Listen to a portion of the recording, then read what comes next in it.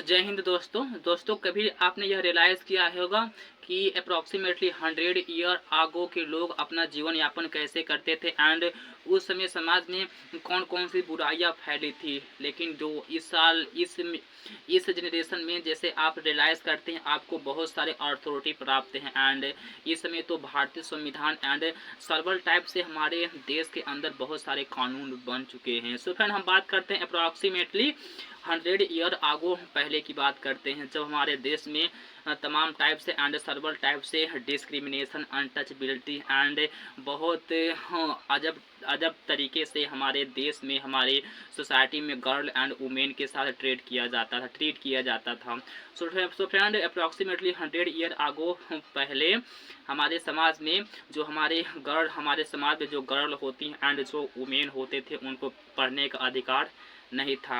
Approximately इस generation में आज सभी लोग अपने साथ सबको पढ़ने का अधिकार है एंड सभी आपस में बैठते हैं, मिलते हैं, जुलते हैं, खाते हैं, पीते हैं एंड इंटरटेनमेंट भी करते हैं। सो फ्रेंड, इसके पीछे बहुत दिलचस्पियाँ कहानी है। सो फ्रेंड, थोड़ा सा बात करते हैं कि उस समय के लोग कैसे ट्रीट करते थे एंड कैसे एक दूसरे के साथ पेश आते थे। सो फ्रेंड, उस समय के लोग तो ये ट्रीट करते थे कि जो वुमेन होती थी, वुमेन समाज में बर्डन, एक बोझ की तरह लोग उनको ट्रीट करते थे। उनका मानना ये था उस समय लोगों का, उस समय सोसाइटी में, कि जो वुमेन होती हैं एंड जो गर्ल होती हैं एक केवल डोमेस्टिक कार्य के लिए बने हैं एंड एक घर के चार दीवारों में ही रहेंगे, ये अपना जीवन यापन करेंगी। सो फ्रेंड, उस जनरेशन में अप्रॉक्सीमेटली 100 ईयर आगो हमारे समाज में पढ़ने का अधिकार नहीं था, खासकर जो हमारे स्पेशली जो हमारे वुमेन होते हैं, जो हमारी सोसाइटी में गर्ल होती हैं। सो फ्रेंड, इस जनरेशन में, इसमें प्रेजेंट टाइम में, जैसे कि आप जानते हैं पीएम नरेंद्र मोदी ने एक क्या कैंपेन को लॉन्च किया है, बेटी बचाओ बेटी पढ़ाओ। लेकिन इस जनरेशन का ये क्या उस समय उल्टा था। अप्रॉक्सीमेटली 100 ईयर आगो उस समय सबको पढ़ने का अधिकार नहीं था, किसी को खाना खाने का अधिकार नहीं था, किसी को पानी पीने का अधिकार नहीं था, किसी को तो वेदा पाठ करने का भी अधिकार नहीं था। आजकल तो सब लोग साथ में पढ़ते हैं एंड आफ्टर कंप्लीटिंग द स्कूली एजुकेशन, स्कूली शिक्षा कंप्लीट करने के बाद एक साथ ही यूनिवर्सिटी में एंटर करते हैं डिफरेंट कास्ट के लोग। उस समय बहुत टाइप से, बहुत सर्वल टाइप से हमारे सोसाइटी में बहुत तरीके से जो ट्रीट किया जाता था। सो फ्रेंड, से थोड़ा सा हम बात कर लेते हैं कि उस समय की लोग जो थे कि कितने पार्ट में डिवाइड थे उसमें सोसाइटी एंड उनका मेन फंक्शन क्या था।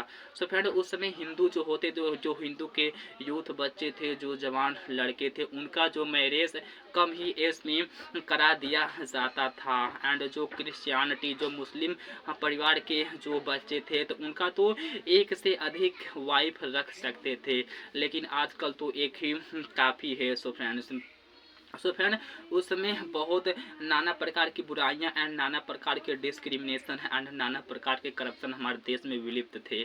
सो फिर थोड़ा सा बात कर लेते हैं कि उस समय एक बहुत डेंजरस ट्रांडिशनल चली आ रही थी जिसको हम सती प्रथा के नाम से भी जानते हैं।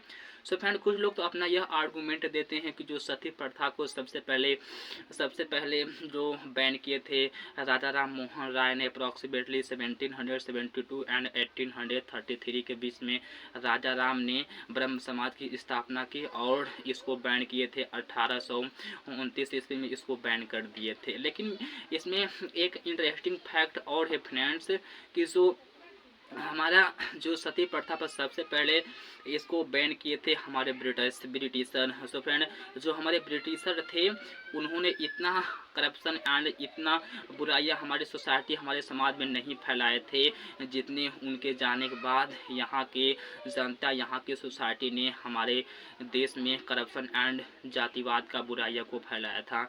सो फ्रेंड, सती प्रथा पर सबसे पहले हमारे एक ग्रेटेस्ट ब्रिटिशर थे जिनको हम लॉर्ड विलियम बेंटेक के नाम से जानते हैं।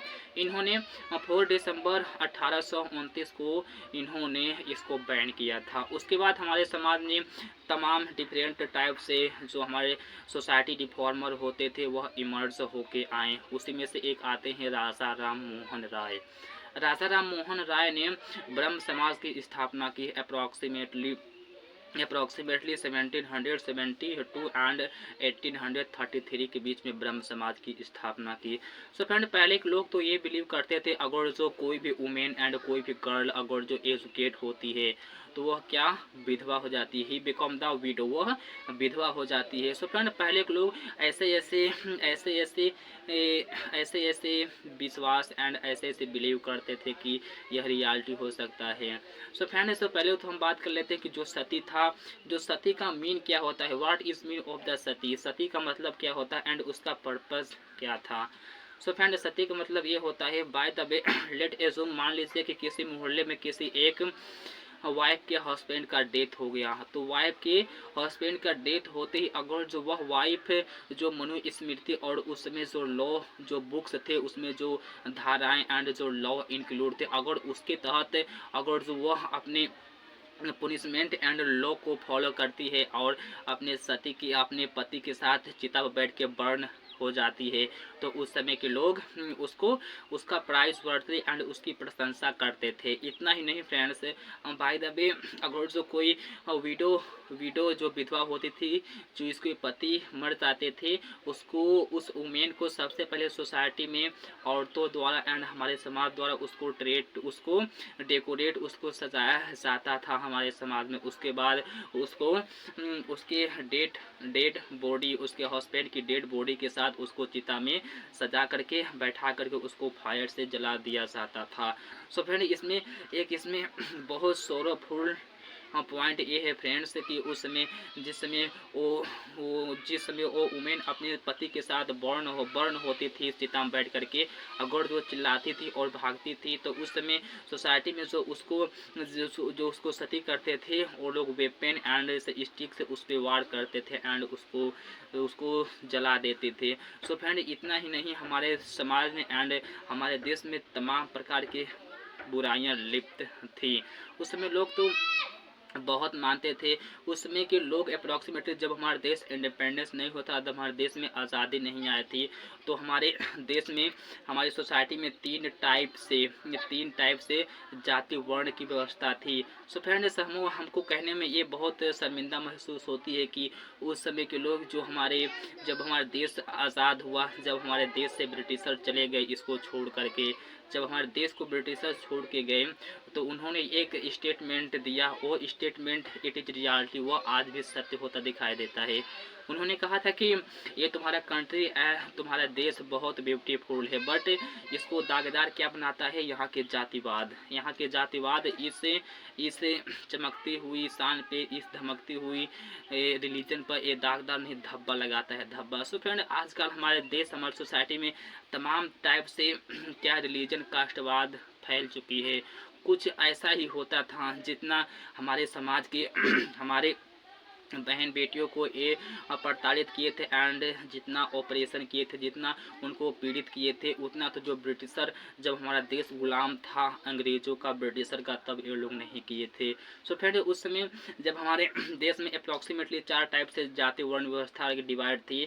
नंबर फर्स्ट पे आते थे ब्राह्मण आते थे एंड सेकेंड पे आते थे क्षत्रिय एंड वैश्य एंड शूद्र। सो फ्रेंड्स, जो इसमें ब्राह्मण और क्षत्रिय थे ये हाइटर कास्ट के माने जाते थे। इनको जन्म से अथॉरिटी मिलता था और इनको जन्म से अथॉरिटी मिलता था एंड जन्म से सबका अधिकार सुनिश्चित होता था कि आप कौन सा वर्क करेंगे, आप किसके लिए बने हैं। सो फिर फर्स्ट बात करते हैं जो ब्राह्मण थे, ब्राह्मण को तो भाई प्रिविलेज मिलता था, बर्थ ऑफ द राइट, उनको जन्म से प्रिविलेज मिलता था कि आप ब्राह्मण कुल में पैदा हुए हैं तो आप क्या वर्क, आप पूजा करवाएंगे, आप वेदा पाठ करवाएंगे एंड आप हवन एंड आप पूजा करवाएंगे। सेकेंड बात करते हैं जो सेकेंड हाइटर कास्ट से वो थे छतरी का केवल एक ही कर्तव्य था फ्रेंड्स कि वो लोग युद्ध लड़ेंगे, वार लड़ेंगे और अपने जो बलिदान जो ये होते हैं सारे सेक्रीफाइस करवाते थे। एंड जो वैसे होते थे, वैसे का वो लोग ऐसे ट्रीट करते थे, थोड़ा उनसे बेहतर ट्रीट करते थे। जो वैसे का वर्क था, फंक्शन था, उनका वर्क एक ही था कि आप लोग क्या केवल ट्रेडिंग करेंगे एंड एग्रीकल्चर करेंगे, खेतों में। एंड सेकेंड जो वैश्य थे, वैश्य के साथ इतना ये लोग ट्रीट करते थे मानो ये हुमेन हो ही ना। इतना ही नहीं फ्रेंड्स, इन लोगों का कहना ये था कि जो शूद्र होते थे ये नीची जात के होते हैं, इनका छुआ हुआ हम लोग पानी नहीं पिएंगे। इस तरह हमारे समाज में ऐसे कुरीतियाँ फैली थी। एंड इतना ही नहीं फ्रेंड्स, जो ये 3 कास्ट के लोग थे, 3 वर्ण के लोग थे, इतने दरिद्रता एंड इतना क्रुएल्टी टाइप इनके साथ बिहेव करते थे कि हमारे कि आज सुन करके बहुत लोगों को दिलें भी दहल जाती है। ये लोग तो ऐसे ट्रीट करते थे, उनका छुआ हुआ पानी नहीं पीते थे एटसेट्रा। इनको पढ़ने का अधिकार नहीं था। अगर शूद्र का बच्चा कोई अगर जो किसी गलती से ही कोई एक संस्कृत का श्लोक सुन लेता है तो उसके मुंह में पिघलाकर शीशा डाल दिया जाता है, उसकी ज़बान काट ली जाती है। इतना ही नहीं फ्रेंड्स, हमारे समाज में तो बहुत टाइप से ये कुरीतियाँ, ये अत्याचार फैले थे। सो फ्रेंड्स, इतना तो ये सब कुरीतियों को देख करके हमारे देश में एंड हमारे समाज में जो हमारे दलित